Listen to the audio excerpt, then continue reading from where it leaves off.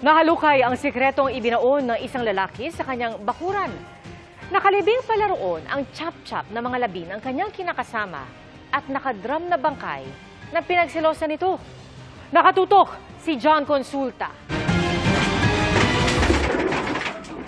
Pagkabaklas ng barong-barong na ito sa Barangay 5 sa Lucena City sa Quezon,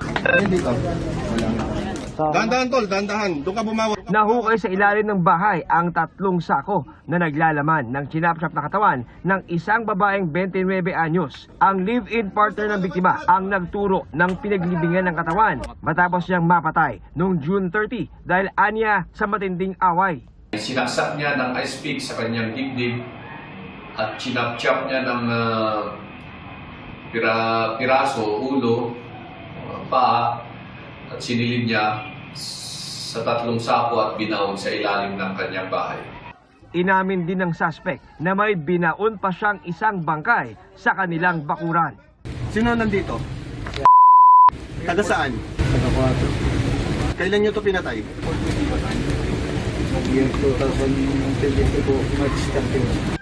Nahukay ang isang drum kung saan isinilid ng suspect ang katawan ng isang babaeng 22 anyos na kanya raw pinatay matapos umunong magselos ang kanyang live-in partner. Habang natutulog, way back on March 2023, ay pinumpok niya ng matigas na bagay ang ulo at saka binaon nila sa tagiliran ng bahay na sinilid sa drum.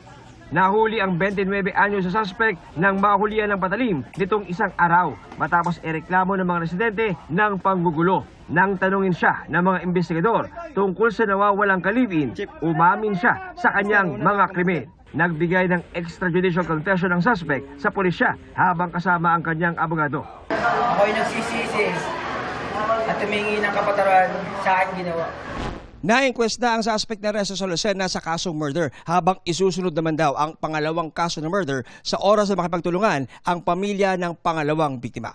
Para sa GMA Integrated News, John Consulta, nakatutok 24 oras.